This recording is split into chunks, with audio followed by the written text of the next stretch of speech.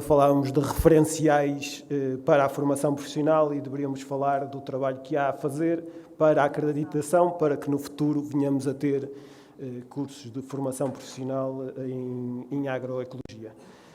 Passo-lhe então a palavra.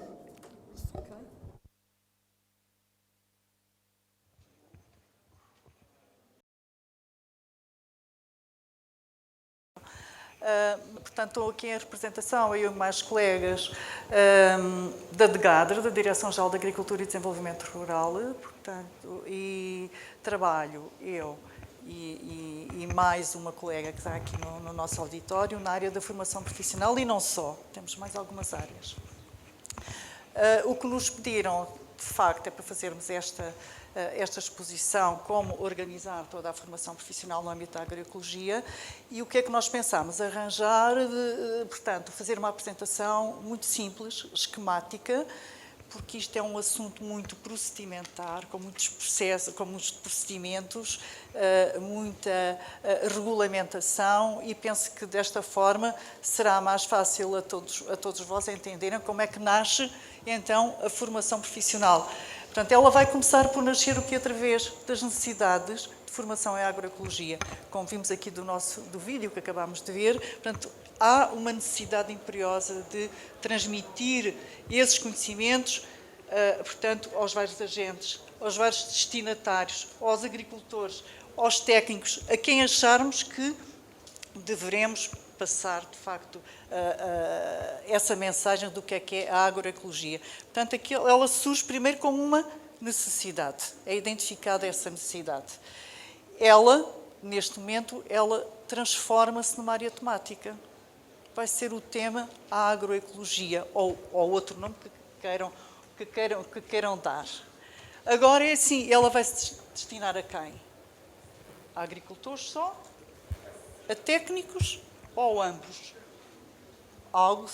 Serão então os especialistas, não é? Que irão ter que definir isso, os especialistas destas áreas, ou desta área da agroecologia, nomeadamente. Nós, portanto, ao ser definido o tema, os destinatários, vamos pensar o quê? O que é que queremos transmitir? O que é que queremos transmitir? Levar como conhecimentos aos agricultores, igualmente aos técnicos, foi já dito também, havia essa necessidade de desenvolver formação para técnicos. E aquilo que nós pretendemos que, portanto, os técnicos, poderá passar, faz favor, que os técnicos e os agricultores, no final dessa formação, tenham com competências tenham adquirido, que competências tenham adquirido, que conhecimentos tenham adquirido. Portanto, isto tem de ser tudo pensado. E assim vai nascer o quê? Os programas de formação profissional. Ou seja, que cada programa vai corresponder a um curso de formação profissional. No caso dos agricultores, ou no caso dos técnicos, o processo é sempre igual. Portanto, é sempre igual. Portanto, nós temos de pensar quais os conhecimentos. Então, vamos pensar o quê? Que conteúdos vamos transmitir?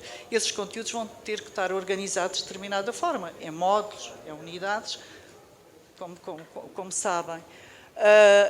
E isso vai nos levar a pensar outra coisa. Qual o número de horas total que nós vamos necessitar para transmitir esses conhecimentos?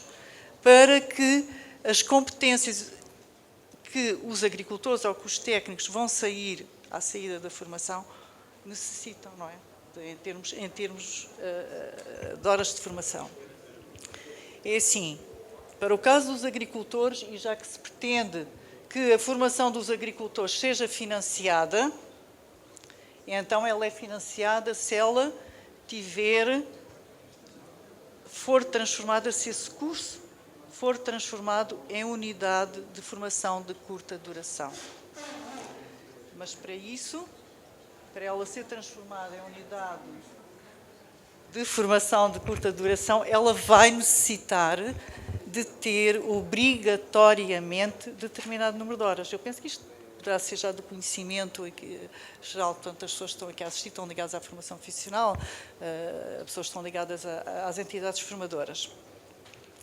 Mas essa unidade de formação de curta duração, ela vai entrar no Catálogo Nacional de Qualificações. Portanto, ela vai ser aprovada institucionalmente pela ANQEP, pela Agência Nacional de Qualificações. Portanto, interessa-nos aqui, quando criarmos um curso para agricultores, que esses conhecimentos caibam dentro deste número de horas, ou 25 horas, ou então no seu máximo 50. Não pode ter nem 26, nem 32, nem 49. Ou tem 25 ou tem 50. Ok, pronto. Agora, o caso dos técnicos é livre. Poderá ter 7, 14, o que entenderem, que os especialistas entenderem. Portanto, isto é definido pelos especialistas, face às competências que entendem que os destinatários vão adquirir no final da formação. Portanto, isso vai definir programa, conteúdos, vai definir duração, e esta duração diverge para agricultores como para técnicos. Técnicos livre, agricultores 25 ou 50, se quiserem que venha a ser, se pretender que venha a ser financiada. Ok? Pronto. O que é que nós precisamos agora de ver? Temos a duração total definida. Agora vamos ver como é que ela se vai distribuir pelos vários modos, várias unidades. É a distribuição da carga horária. Temos que pensar nestes termos, para tudo isto seguir uma determinada metodologia. E a metodologia é esta, ao fim e ao cabo. É tudo isto que nós, portanto, pensamos. É a forma, ao fim e ao cabo, que, no final, tudo isto vai exigir, tem de conter todos estes elementos. É assim. Agora, como é que vamos dar esses módulos? Sessões apenas teóricas, sessões práticas de campo, visitas de estudo. Portanto, isso vai determinar, portanto, a organização, de facto, da ação. O que é que isso vai gerar o quê? A definição dos recursos técnico-pedagógicos. Ou seja, salas de formação, computadores, parcelas, explorações, visitas de estudo onde vamos fazer, são os cursos técnico-pedagógicos. Poderá definir também a modalidade de formação. Se ela está preparada para ser presencial, mas ela também poderá ser feita online. E nós temos uma vasta experiência já neste momento com o Covid, portanto, da formação online.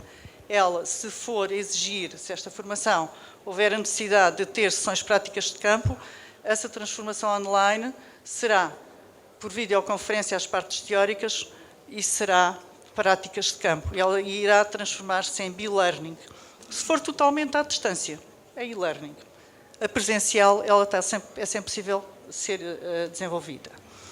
Outra coisa que temos que pensar é os requisitos dos formandos e dos formadores. Os formandos, portanto, ou seja, os agricultores, ou seja, os técnicos, para aceder a essa formação, o que é que nós exigimos? Agricultores, escolaridade mínima obrigatória, complementada pela experiência como agricultores. Alguém vai ter que definir isso, não é? Portanto, os especialistas vão ter que dizer que isso é necessário. Para os técnicos, habilitação literária, formação superior, poderá bastar apenas um nível 4, técnico ou profissional? Não sabemos, não é? Portanto, nós de Gadra não sabemos isso. Quem nos vai dizer são os especialistas, é que nos vão levar isso.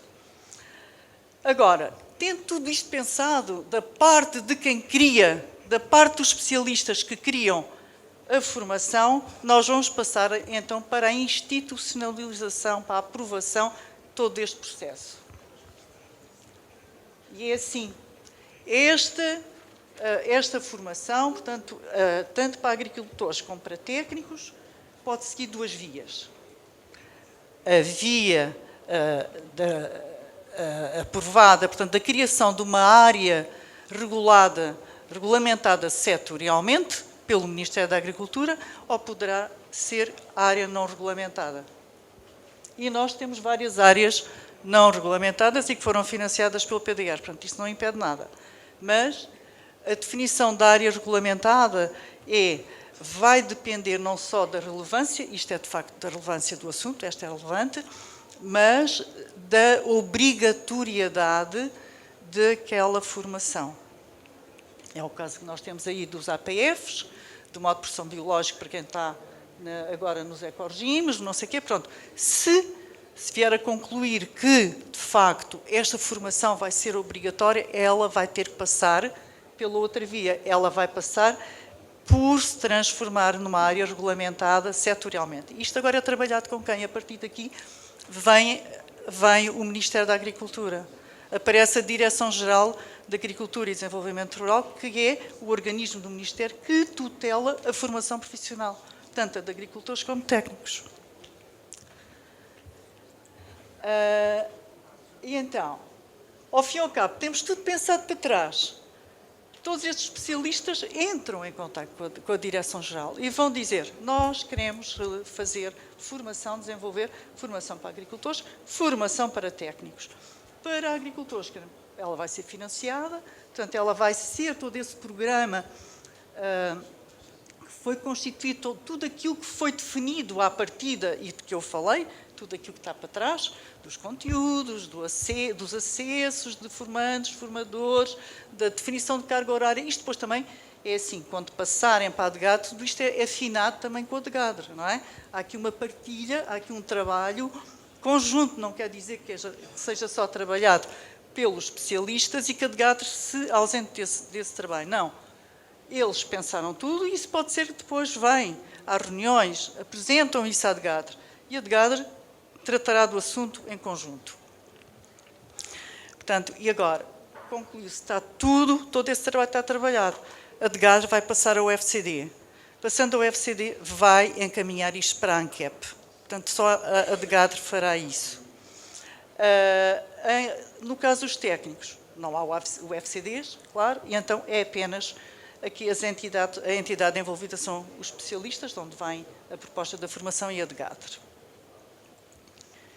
Isto, ao fim e ao cabo, resumidamente, foi isto que nós construímos este slide, e então portanto, isto há aqui uma permuta sempre entre DGADR, especialistas, entre DGADR, ANCAP, para a parte dos agricultores, para a construção da UFCD, porque há muitos procedimentos a afinar em tudo isto, transformar em UFCD, colocar num catálogo, não é assim tão fácil, é um processo difícil, demorado, a nível da ANCAP, até ele ser publicado. A partir do momento que tudo isto está acertado, é assim, é publicado na página da Direção Regional, está aí até o link, ou então no Catálogo Nacional de Qualificações. Se for para os técnicos, ela é publicada a nível da página da DGADR, na parte dos técnicos. Isto é assim. Ao fim e ao cabo, se for uma formação não regulamentada, ela segue isto, mas se for uma regulamentada, segue isto, mas ainda mais qualquer coisa. Se for não regulamentada, ela fica por aqui. Estão a ver? Apesar de estar aprovada pelo Ministério da Agricultura, ela vai ficar por aqui. Ela fica aprovada institucionalmente pelo Ministério da Agricultura a partir deste momento. Estão aqui, que ela está publicada na nossa página de agricultores, quando ela está publicada como FCD, se for a formação de agricultores, quando ela está publicada na nossa página de técnicos, da formação específica setorial de técnicos, apesar dela não ser regulamentada, mas ela vai lá estar publicada. Agora, queremos é que isto seja área regulamentada setorialmente. E então, se ela for, se pretender, se vier a concluir que há essa necessidade, que há essa obrigatoriedade da formação ser regulamentada setorialmente, porque ela vai ser obrigatória ser realizada pelos agricultores para se ter a determinado tipo de apoios e que os técnicos vão ser o garante desse apoio dos agricultores, então o que é que nós vamos fazer? Isto vai partir aqui, já há aqui um procedimento, há aqui uma burocracia a seguir. Há a criação de um despacho que vai à tutela, vai ao ministro. E nesse despacho cria o quê? A área temática. A agroecologia, digamos agora para simplificar, cria, portanto, a área temática, a agroecologia, vai definir os destinatários, neste caso vão ser agricultores, operadores, técnicos, vai criar os cursos, imaginem, portanto, que até pode haver mais do que um curso para agricultores, quem sabe, pode não ser só um, vai criar os cursos para agricultores e cria o curso ou os cursos para técnicos. O que é que ele... E vai definir outro tipo de procedimentos. E que todos, se calhar, tudo que é... portanto, quem são entidades formadoras já sabem, passaram por uma certificação setorial do Ministério. Aqui tende a haver, para que seja regulamentada setorialmente, ela vai ter que ser publicada em despacho, com tudo isso, e vai haver determinados procedimentos obrigatórios, que é, primeiro, as entidades formadoras é exigido que tenham uma certificação pela DGERT, pela Direção-Geral do Emprego e Penso Relações do Trabalho, pronto, do Ministério da Solidariedade e Segurança Social. E isso vai ser uma certificação da qualidade dos serviços. Isso é prévia, tem de passar sempre por aí. E depois vai ao Ministério e vai passar pela certificação setorial. Que no caso dos agricultores, essas competências estão nas DRAPs que sabemos foram extintas, não sabemos o que é que vai acontecer no futuro, pronto, mas alguém vai ter que fazer isso, não é? Localmente. Outra, se for técnicos, é na Direção-Geral de Agricultura e Desenvolvimento Rural. Estando as entidades formadoras certificadas, estão certificadas, mas elas têm de ter as ações de formação, os cursos têm de ser realizados dentro das condições que estiverem definidas, que é, o programa tem de ser aquele que foi aprovado, a carga horária tem de ser aquela que foi aprovada e que está. Os conteúdos têm de ser aquilo, não pode haver, não pode desviar, nem mais nem menos é aquilo. As sessões práticas têm de ser aquelas, a visita de estudo tem de ser aquela, os cursos técnicos gostam daqueles que estão definidos no programa. Portanto, isto é assim. Tem de haver o quê? Para que essa ação de formação se realize, ela tem de ser homologada. Portanto, o Ministério, ou seja, se for para técnicos, é homologada pela Direção-Geral. Se for para agricultores, olha, eu vou dizer para simplificar pelas DRAPs, apesar de já não existirem, existem mais ou menos, não é? Pronto. Depois, após a homologação, ela entra em execução. A organização da ação está toda definida no programa. Tem de haver uma avaliação técnico-prática.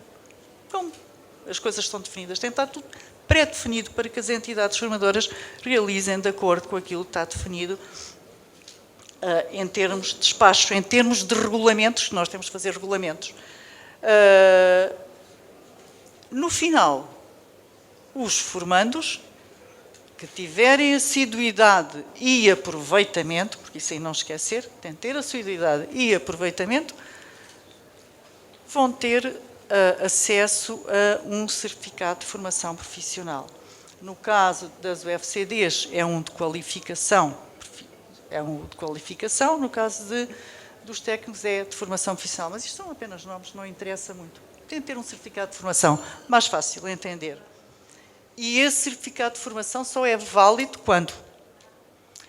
Quando o Ministério da Agricultura, ou seja, quem localmente homologou e autorizou, portanto, aquela formação, digamos as DRAPs, não é? Forem verificar o processo. E aí são validados os certificados de formação dos agricultores. E o mesmo processo é para os técnicos. É assim, por vezes existe, e nós temos essa experiência, de haver formação regulamentada que é realizada sem ser homologada pelas direções regionais. No caso aí dos agricultores, não acontece tanto nos técnicos, mas nos agricultores acontece com alguma vulgaridade. Portanto, ou então até foi homologado e não foi o certificado homologado, não foi ser reconhecido pelo Ministério, não tem a chancela do Ministério. Essa formação não é válida. Portanto, temos de ter muita atenção, de facto, a certificação setorial existe todo este procedimento, Há pagamento de taxas, isso está previsto, há uma portaria de taxas, porque a homologação custa, de facto, 120 euros, a certificação acho que custa 165 euros, pronto, mas isso é tudo, são todos esses procedimentos estão definidos. Se for uma área não regulamentada setorialmente, fica apenas por a constituição, publicação da UFCD, que será objeto de financiamento, caso haja, não é? E nós esperemos que o PEPAC, no futuro, portanto, no eixo, penso que é o eixo C do conhecimento, quando publicar, portanto, a área da formação defina, isto vai ser tudo definido no futuro, se calhar não muito próximo, não sei se 24, acho que é. E a dos técnicos, exatamente, pronto, é o que aí está. Olha, era isto que eu vos tinha a transmitir. Pronto, estou à disposição para qualquer questão que queiram de facto colocar. E é este que é o processo, ao fim e ao cabo, de regulamentar uma ação de formação. Um curso.